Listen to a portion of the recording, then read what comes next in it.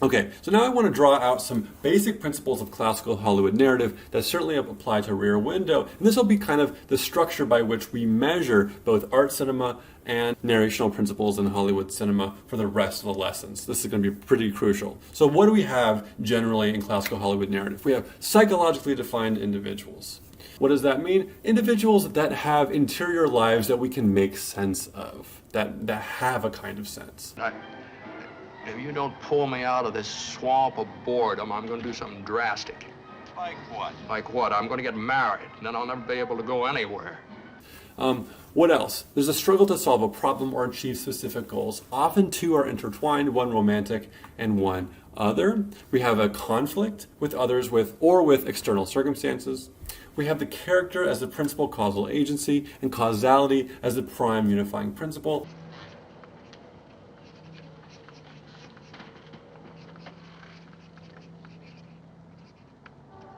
And a decisive victory or defeat. Problem is solved and goals are attained or they're not. So let's look at a few of these and to figure out what exactly they mean in a pretty clear-cut example like Rear Window. So let's start with the struggle to solve a problem or achieve specific goals. In fact, in the important part being that there are two goals often intertwined, one romantic and one other. Think about the fact that the causal logic of classical film narrative is set in motion by character desire. Right?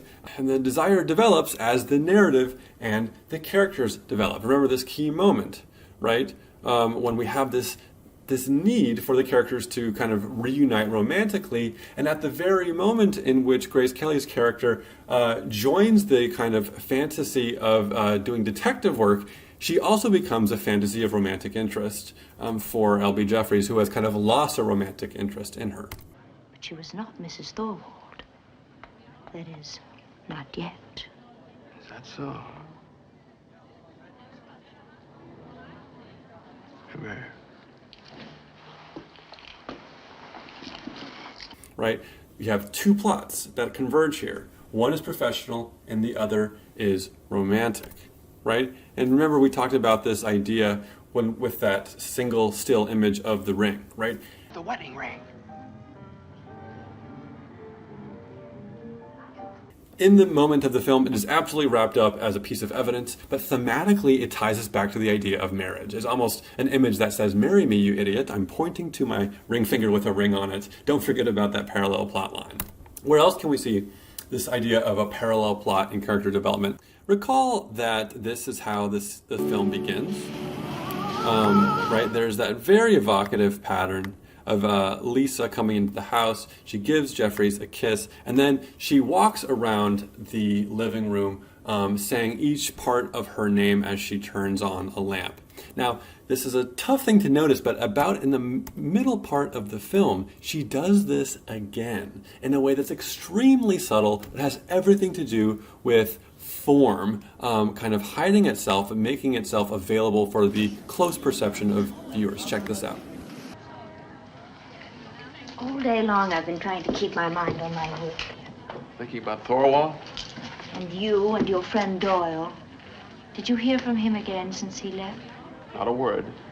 Clearly, I hope that you see there's a direct contrast, or rather a very clear sense of change from this opening sequence, a moment of airing the conflicts between the two of them. They ought to list that dress on the stock exchange. Why, we sell a dozen a day in this price range. Who buys them? Tax collectors?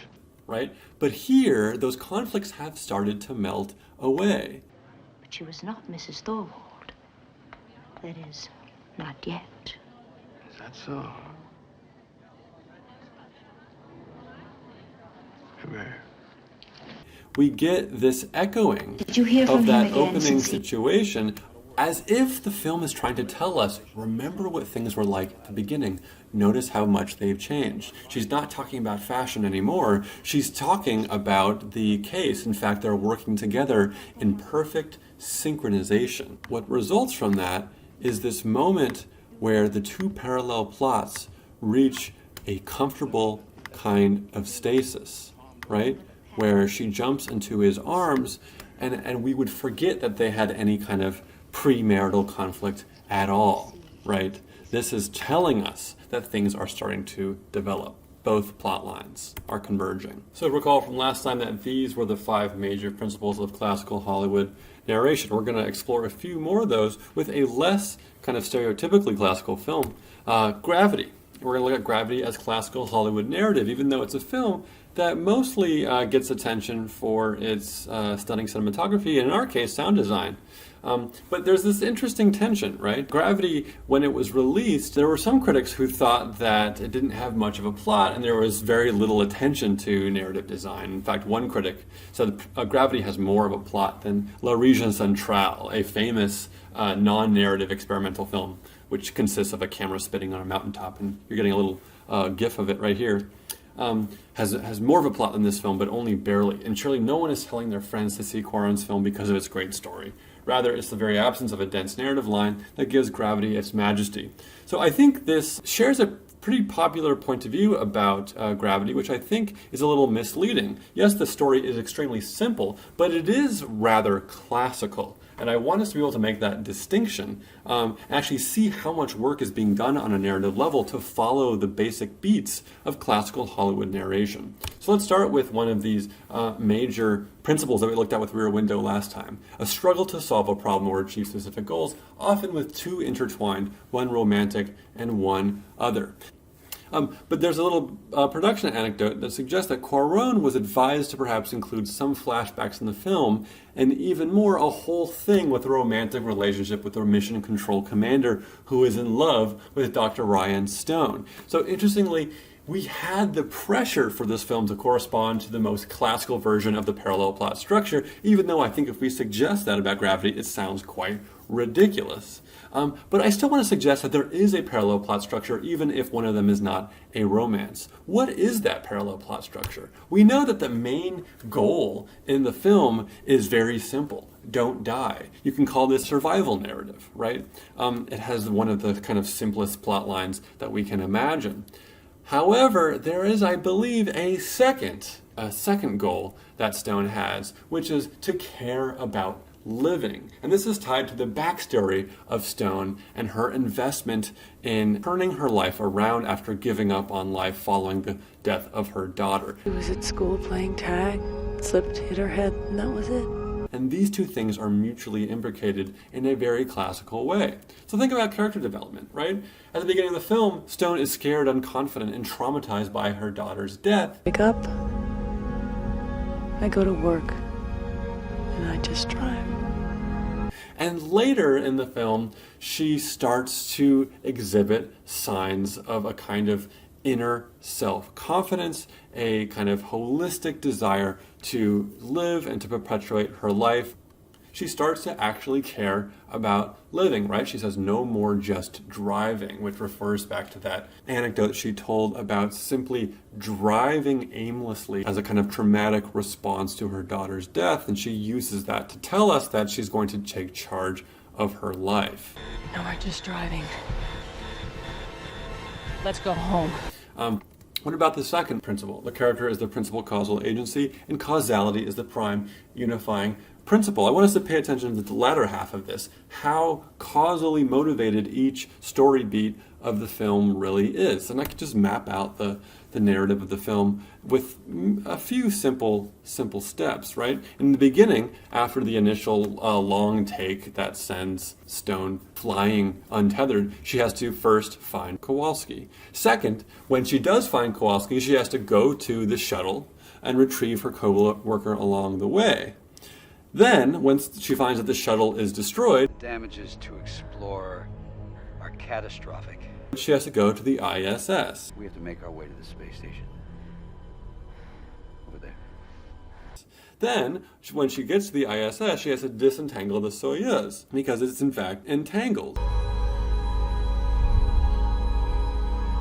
And then, when it becomes untangled, she has to go to the Chinese station. You see that dot in the distance? That's a Chinese station. Yes. You're gonna take the Soyuz and you're gonna cruise over there. Okay. Let's go visit the Chinese station. And then, she finds out that when she's at the Chinese station, there's no fuel. You gotta be kidding me. Then, in the form of a deus ex machina, or some kind of device a kind of narrative device that fixes a problem almost miraculously. We get the form of Kowalski as a kind of phantom in her memory, telling her how to fix the problem. There's no fuel. I tried everything. Did you try the soft landing jets? And then she goes to the Chinese station, undocks from the Chinese station as it plummets toward Earth. Notice that this is almost a video game-like narrative in which you solve one problem, which yields another problem, right? There are levels, almost like levels of a video game, in which one thing is solved, but then yields another problem, which is then solved, and so on and so forth. What other narrative concepts do we get in this film? We'll get what Corrigan and White call a deadline structure, which is simply a way of calling on the fact that something of importance will happen at a certain time so that we can kind of inch forward in our seats awaiting this event to happen. In this film, the event, of course, is the cyclical space debris that happens every hour and 29 minutes. Clock that debris at 50,000 miles an hour. If you factor in our current orbit, then I figure we got about 90 minutes before we get our asses kicked again. Right? And it happens 3 times in the film. So we're always on the edge of our seat wondering when this event is going to happen. It's a very popular form of narration, the deadline structure. Interestingly, of course, Gravity feels like a real-time movie, but it's not. And we know that partly because the debris happens every hour and 29 minutes, which is roughly the runtime of the film, but in fact, this hour and 29 minutes in the time of the film happens at least 3 times. What are some other narrative concepts that we get in this film? Well, we have what you might call causal precursors, foreshadowing, and callbacks, what are also known as planting and payoff. So remember that we have what I called a deus ex machina, where Kowalski, in the form of a kind of hallucination, tells Stone how to use the thrusters as propulsion. Did you try the soft landing jets? But remember earlier in the film that we get this little discussion about how Stone used this simulator. You never flown the Soyuz either? Only a simulator. Well, you know. Well, landing and launching's the same thing. Didn't you learn about that in training?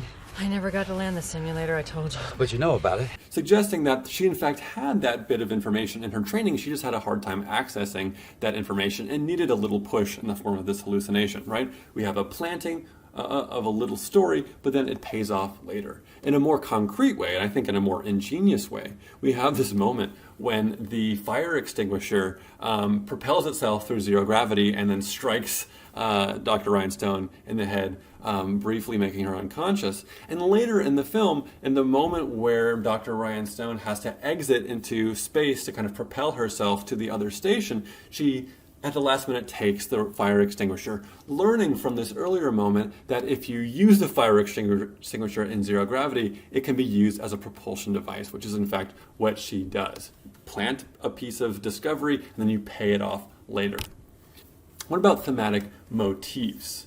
Think about the way in which in Gravity we'll get these little bits of dialogue that pay off over time. So one of those things is the metaphor of driving. As I mentioned earlier, Dr. Ryan Stone, as a kind of traumatic repetition, would drive aimlessly after her daughter died. Wake up. I go to work. And I just drive. And then she uses the language of driving throughout the film to suggest a kind of tension between an aimlessness and a taking control of her life. The second Soyuz is too damaged for re-entry, but it's perfectly fine for a little Sunday drive. And when she says no more just driving, No more just driving. she means to refer to her kind of whole being as a person who's tried to find herself amidst this trauma from which she has a difficult time recovering.